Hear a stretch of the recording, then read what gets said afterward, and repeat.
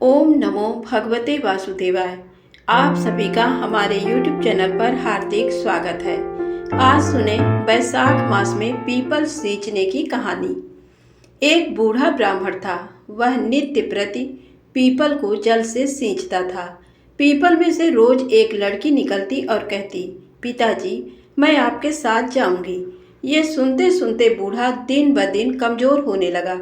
तो बुढ़िया ने पूछा कि क्या बात है। बूढ़ा बोला कि पीपल से एक लड़की निकलती है और कहती है कि वह भी मेरे साथ चलेगी। बुढ़िया बोली कि कल ले आना उस लड़की को। जहाँ 6 लड़कियाँ पहले से ही हमारे घर में हैं, वहाँ 7वीं लड़की और सही।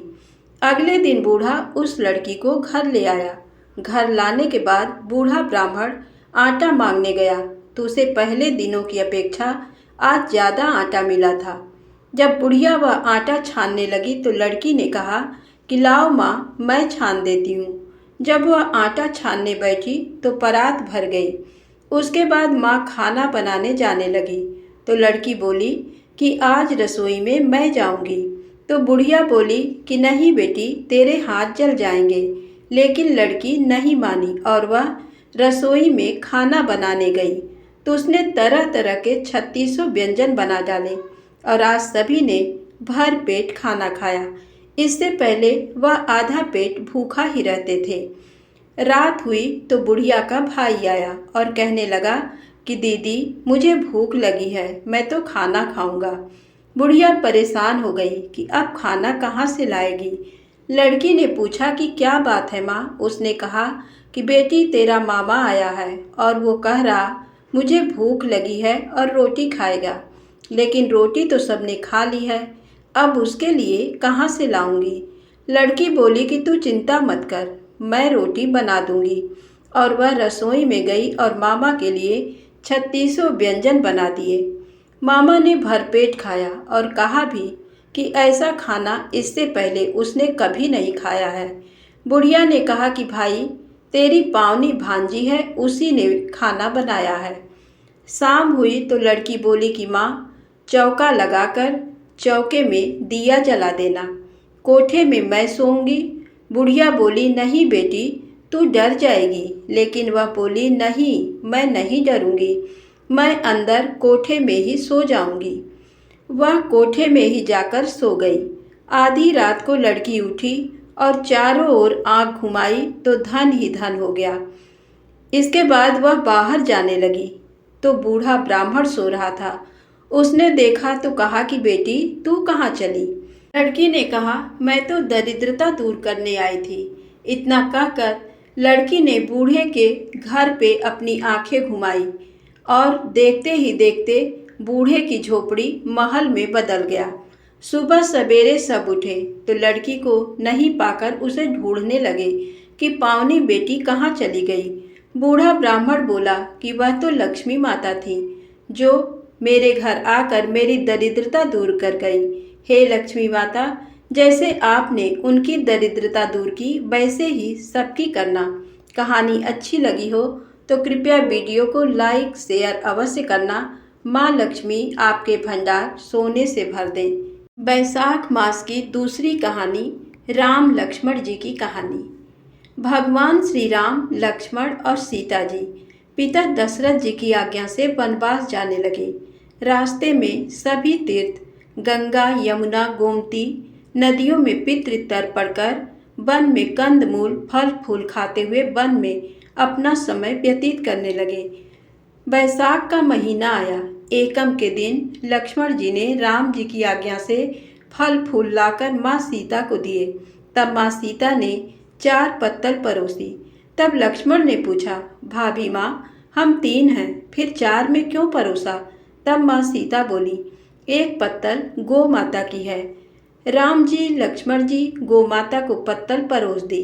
तब राम जी ने पूछा, सीता जी आपने खाना शुरू क्यों नहीं किया। तब सीता माँ बोली, मेरे तो राम कथा सुनने का नियम है, राम कथा सुनने के बाद ही मैं फल ग्रहण करूँगी। तब राम जी बोले, मुझे कथा सुना दो। लक्ष्मण जी बोले, मुझे सुना दो। तब माँ सीता बोली, औरत की बात औरत सुने, आप मेरे पति हो, आप मेरे देवर हो, आपसे कैसे कहूँ।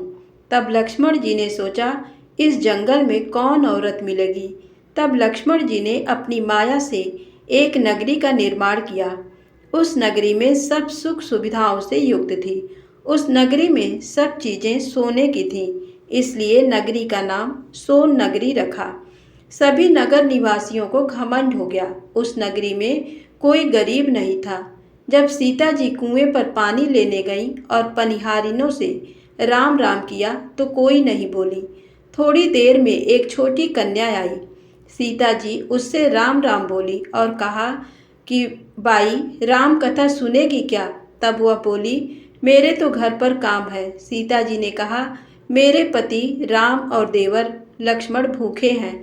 तब लड़की बोली, मेरी माँ मेरा इंतजार कर रही है। वह लड़की वहां से जाने लगी। तब माँ सीता के क्रोध से सारी नगरी साधारण सी हो गई। जब लड़की घर गई तो माँ बोली, बाई ये क्या हुआ। तब लड़की बोली, मेरे को तो पता नहीं है। वहां पर एक साध्वी बैठी थी, मुझे राम कथा सुनने के लिए बोली, पर मैं तो कथा नहीं सुनी। यदि उसने कुछ किया हो तो पता नहीं। तब उसकी माँ ने उसको वापस जाकर कथा सुनने को कहा। लड़की ने वापस जाकर कथा सुनने से मना कर दिया। तब उसकी बहू बोली, माँ आपकी आज्ञा हो तो मैं कहानी सुनकर आती हूँ। जब बहू कुएं पर गई तो पानी भरे और खाली करे, पानी भरे और खाली करे। तब सीता जी ने कहा, आपके घर पर कुछ काम नहीं है क्या। तब वह बोली, माता जी मैं तो सारा काम करके आई हूँ। तब माँ सीता बोली, तू मुझे माँ कहकर बुलाई, यदि तुझे समय हो तो मेरी राम कहानी सुन लेगी। तब वह बोली, माता जी कहानी सुनाओ, मैं प्रेम से कहानी सुनूंगी। माँ सीता ने कहानी सुनाई। चंदन चौकी मोतिया हार, राम कथा मारे हिवड़ो रो आधार। राम कथा सुनाऊं राम ने मनाऊं, राम कहे तो प्रदेश में जाऊं।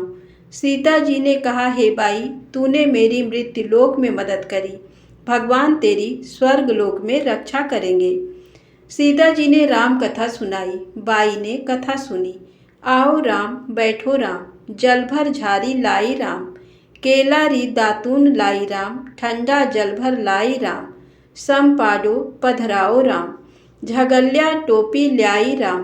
कड़ा किलंगी लाई राम, स्वर्ण सिंहासन लाई राम। तापर आप विराजो राम, झालर टिकरा लाई राम। शंख ध्वनि गरड़ाऊ राम, हिवड़े हीरा सोवे राम। निरखता मन मोहे राम, चरण शरण में आई राम। शरण आपरी ले लियो राम, माखन मिश्री ल्याई राम। माखन मिश्री आरोगो राम, दूध भर कटोरी लाई राम। मेवा चिरौंजी परोसूं राम, खाती मीठी चाखा राम। चरखो फरखो आरोगो राम, रुच रुच भोग लगाऊं राम। जो भावे सो ले लो राम, जल भर झारी ल्याई राम। अभय आचमन कर ल्यो राम, रे श्याम गमछो ल्याई राम। हाथ मुंह पोछ ल्यो राम, पुष्प सुसेज बिछाऊं राम। अंतरिया छिड़काऊं राम, हिंगलू डोल्या लाऊं राम। सीता जी चरण दबावे राम, सुख भर सेज पोढ़ो राम। हाजर पंखा ढोलू राम, थामे राम भामे राम। रोम रोम में राम ही राम, घट घट माय बिराजो राम। मुख में तुलसी बोलो राम, खाली मिजाज काई काम। जब बोलो जब राम ही राम, बोलो पंछी राम राम। पूर्ण होवे मंगल काम। राम कथा पूर्ण हुई तो सीता जी ने कहा, हे बाई तूने मेरी राम राम कथा सुनी, मेरी सहायता की। राम जी लक्ष्मण को जिमाया है, भगवान तेरी भी रक्षा करेंगे, तुझे स्वर्ग का सुख मिलेगा। सीता माता ने उपहार स्वरूप अपने गले का हार दे दिया। जब वह घर गई तो उसके मटका सब सोने के हो गए। सासू ने कहा, ये सब तू कहाँ से लाई। तब बहू ने कहा, माँ सीता से राम कथा सुनी, ये इसी का फल है। सासू जी ने कहा, प्रतिदिन राम कथा सुनाना। बाई को राम कथा सुनते बहुत दिन हो गए। तब उसने माँ सीता से पूछा, इसका उद्यापन विधि बतलाओ। तब सीता जी ने कहा, 7 लड्डू लाना, 1 नारियल लाना, उसके 7 भाग करना। 1 भाग मंदिर में चढ़ाना, जिससे मंदिर बनवाने जितना फल होता है। 1 भाग सरोवर के किनारे गाड़ देना, जिससे सरोवर खुदवाने जितना फल होता है। एक भाग भगवत गीता पर चढ़ाना, जिससे भगवत गीता पाठ करवाने जितना फल होगा। एक भाग तुलसी माता पर चढ़ाना, जिससे तुलसी विवाह जितना फल होगा। एक भाग कुंवारी कन्या को देना, जिससे कन्या विवाह जितना फल होगा। एक भाग सूरज भगवान को चढ़ाना, जिससे 33 करोड़ देवी देवता को भोग लगाने जितना फल होगा। अब उसने विधि पूर्वक उद्यापन कर दिया। माता सीता के पास आई, माता, मैंने तो विधि पूर्वक उद्यापन कर दिया। अब 7 दिन बाद बैकुंठ से विमान आएगा। 7 दिन पूरे हुए, विमान आया तो बहू ने कहा, सासू जी, स्वर्ग से विमान आया है। तब सासू जी ने कहा, बहू, तेरे ससुर जी को व मेरे को भी ले चल, तेरे माता पिता को ले चल, सारे कुटुंब परिवार को ले चल, अड़ोसी पड़ोसी को ले चल। बहू ने सबको बिठा लिया, पर विमान खाली था। थोड़ी देर में उसकी ननद आई और देखते ही देखते विमान भर गया। तब बहू ने कहा, सीता माता, मेरी ननद को भी बिठा लो। पर माँ सीता ने कहा, इसने कभी कोई धर्म पुण्य नहीं किया। तब बहू ने कहा, आप पहले बैसाख मास में राम लक्ष्मण की कथा सुनना, उसके बाद आपके लिए बैकुंठ से विमान आएगा। गांव के सारे लोग एकत्र हो गए और पूछने लगे, बहू, तूने ऐसा कौन सा धर्म पुण्य किया? बहू ने कहा, मैंने तो माता सीता से प्रतिदिन राम कथा सुनी और नियम से उद्यापन किया। तब समस्त ग्रामीण राम कथा सुनने की जिद करने लगे। तब बहू ने राम कथा कहने लगी और सब नर नारी सुनने लगे। राम कथा संपूर्ण होते ही समस्त नगरी सोने की हो गई। बहू ने कहा, जो कोई राम कथा सुनेगा उसको मेरे समान ही फल मिलेगा। सब राम लक्ष्मण जी की जय जयकार करने लगे और विमान स्वर्ग में चला गया। 7 स्वर्ग के दरवाजे खुल गए। पहले द्वार पर नाग देवता समस्त देवी देवता पुष्प वर्षा करने लगे।